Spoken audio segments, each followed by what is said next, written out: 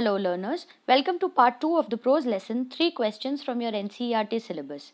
Today we will read part 2 of the story. I'll explain it line by line along with the word meanings, and then we will analyze the major themes, setting, plot and other such elements of the story. So let's begin. In the first part of this video, we read that once upon a time there was a king who wanted answers to his 3 questions: the best time to do something, the best people to surround yourself with, and the best thing to do. A lot of people tried to give him answers to these questions, but he was not satisfied with these answers. So he went to a hermit to find out the answers. The hermit doesn't answer his questions and keeps on digging the ground, when suddenly somebody approaches them running from the forest. So let's see who this is and why is he or she running. If you haven't watched the video yet, pause this one and watch that one first, and if you have, let's begin. The king turned round and saw a bearded man running towards them. His hands were pressed against his stomach, from which blood was flowing. When he reached the king, he fainted and fell to the ground. The king and the hermit removed the man's clothing and found a large wound in his stomach. The king washed and covered it with his handkerchief, but the blood would not stop flowing. The king redressed the wound until at last the bleeding stopped. So the man who was running towards them was bleeding from a wound. He was holding his stomach tight because he was bleeding from that wound. So the king helps to lay him down. They both, the king and the hermit, open up his clothes and they see what the wound looks like. They try to bandage the wound with the king's handkerchief, but so much of the blood is flowing that they are not able to control the bleeding with the handkerchief. Right? Here's a picture for you to see. You can see how this man is lying down, he's bleeding from his stomach, and the king is trying to help this person, right? The man felt better and asked for something to drink. The king brought fresh water and gave it to him. By this time the sun had set and the air was cool. The king, with the hermit's help, carried the wounded man into the hut and laid him on the bed. The man closed his eyes and lay quiet. So initially this man had fainted in front of the king and the hermit, but afterwards he regained his consciousness and he asked for some water. The king gave him water and then they both carried him inside the hut and lay him down. So the king served this wounded man with care, right? The king, tired by his walk and the work he had done, lay down on the floor and slept through the night. When he awoke, it was several minutes before he could remember where he was or who the strange bearded man lying on the bed was. "Forgive me," said the bearded man in a weak voice, when he saw the king was awake. "I do not know you and have nothing to forgive you for," said the king. So the king was so tired he fell asleep right away in the same room, and when he woke up the next morning, the bearded man folded his hands and he said, "I am sorry, please forgive me." But the king says, "I don't even recognize you, who you are. How can I forgive you? You do not know me, but I know you. I am that enemy of yours who swore revenge on you, because you put my brother to death and seized my property.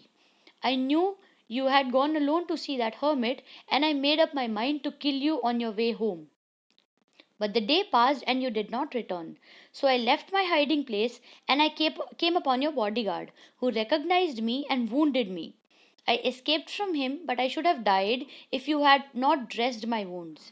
I wished to kill you, and you have saved my life. Now, if I live, I will serve you as your most faithful servant, and I will order my sons to do the same. Forgive me."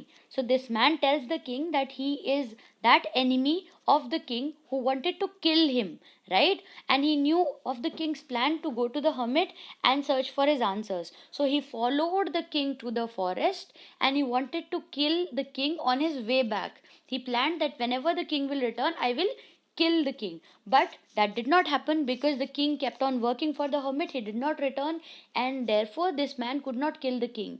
He decided to come out of his hiding place wherever he was hiding. He decided to come out and he decided to attack the bodyguard first. So the bodyguard wounded him, injured him badly, and therefore the thief, this wounded man, had to run away from the bodyguard, and he was finally saved by this king who he wanted to hurt in the first place. Now, in the third line, there's a word called seized. To seize means to snatch away something, to take away something. This man was an enemy. Why? Because his property was taken away by the king. right? And he swore revenge. Swore revenge means to swear that you will take revenge on somebody. This man swore that he will take revenge on the king. The king was very happy to have made peace with his enemy so easily and to have won him over as a friend.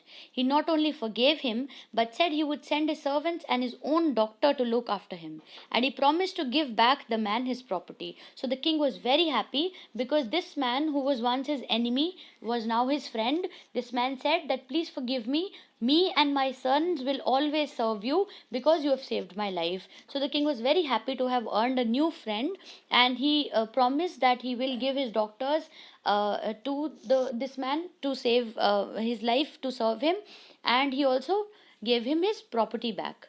Right? Leaving the wounded man, the king went out of the hut and looked round for the hermit. Before going away, he wished once more to get the answers to his questions. The hermit was on his knees sowing seeds in the beds that had been dug the day before. So I told you that they had been digging beds, and beds means, by beds we mean flower beds, right? So the hermit was sowing seeds. The king wanted his answers, so he went to the hermit and he wanted to ask him one last time for his answers. The king went up to the hermit and said, "For the last time, I beg you to answer my questions, wise man. You have already been answered." So the hermit says, "Your questions have already been answered," said the hermit, still bending down to the ground and looking up at the king as he stood before him. "How have I been answered? What do you mean?" So the king doesn't understand. He doesn't even understand what the answers are, right? "Do you not see?" replied the hermit.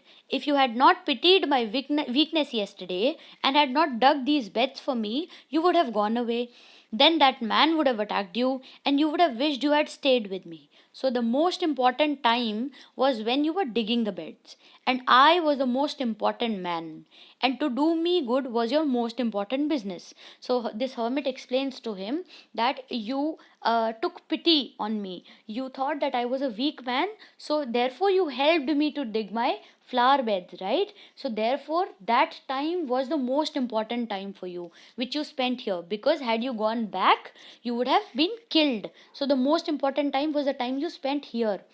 The most important person was I, who you decided to help, and the most important task was the task that you did to help me. Those are the three answers, right? Afterwards, when the man ran to us, the most important time was when you were caring for him, because if you had not dressed his wounds, he would have died without having made peace with you. So he was the most important man, and what you did for him was your most important business. So he again explains that there was a time when you were caring for that wounded man, and that time was the most important time.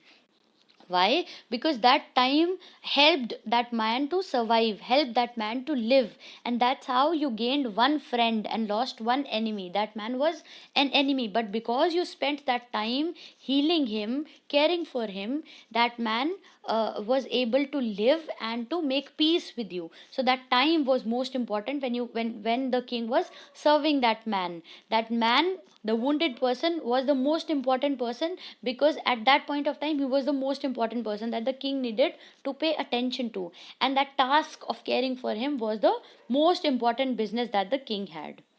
Remember then, there is only one time that is most important, and that time is now. So the hermit tells him that the most important time is now. The present is the most important time, because if you keep on thinking about the future, you will not be able to do anything.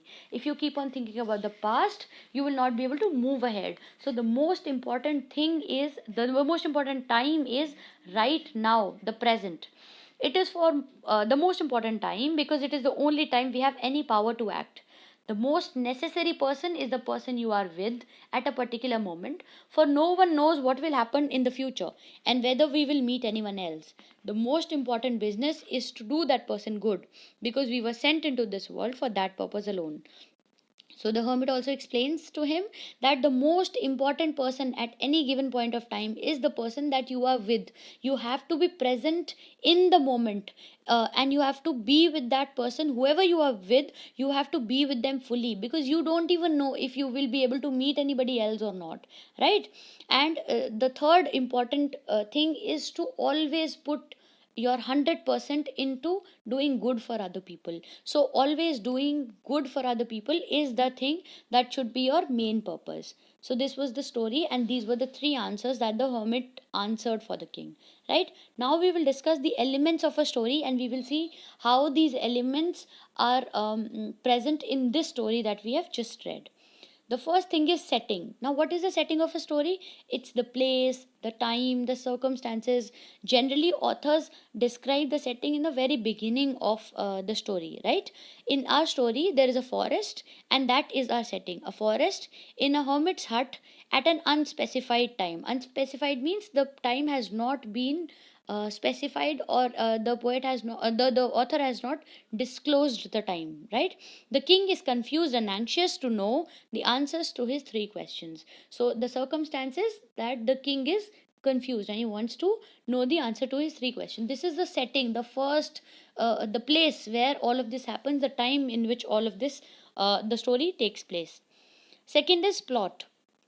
Plot is nothing but the sequence of events in a story. So there are a lot of events that happen in a story.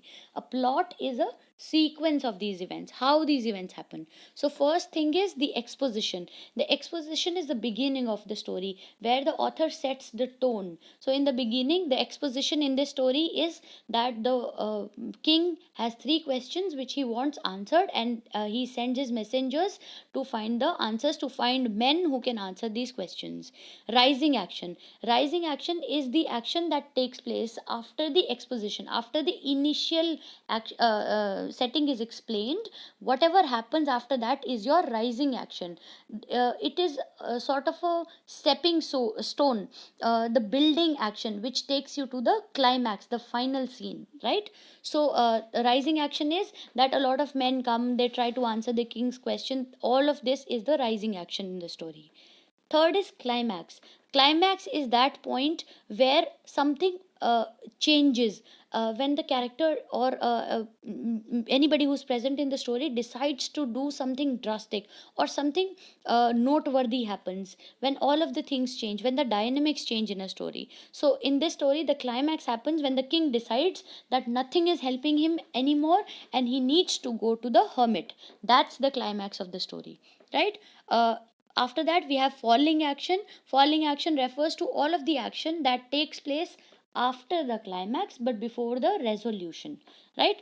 So all of these sequence of events that happen. So falling action in our story, the falling action is that the king goes to the hermit, he leaves his bodyguard, he digs a lot of flower beds for the hermit. All of these events are a part of the falling action.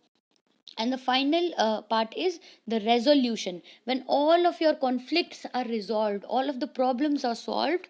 And this is the part where the author ties the loose ends of the story. All of the ends that were loose are tied together, the story becomes a whole at this point, right? In our story, the resolution is when this man says that I am sorry, I was your enemy, and please forgive me, and the king forgives this man. This is the resolution of the story. Another resolution is towards the very end, when the king finds the answers to all of his questions. That is one more resolution to this story. Now the next thing is characters. So we know that who the three main characters are, we already know, but what is important is how they are described, right? We know the three characters are the king, the hermit, and the wounded man, but how they are described is important. So our author does not directly describe the characters at all. He does not tell us that the king was very worthy, or he was very brave, or whatever he was like, but through his actions we learn that the king was an intelligent man, and he was searching for wisdom and for knowledge. That's how we learn about the king. And about the hermit also, we are initially told that he was a wise man, but through his actions it is revealed that he is a wise person.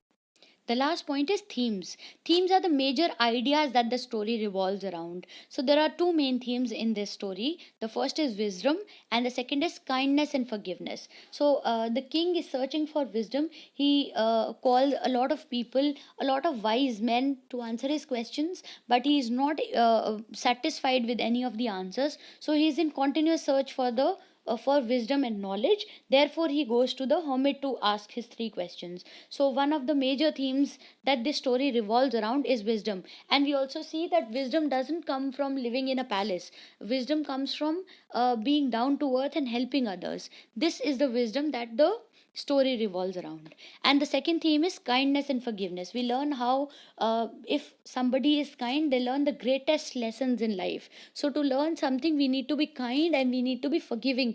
We need to forgive people for even for the bad things that they do. So these are the two themes that the story revolves around. So that's it. Thank you so much for watching.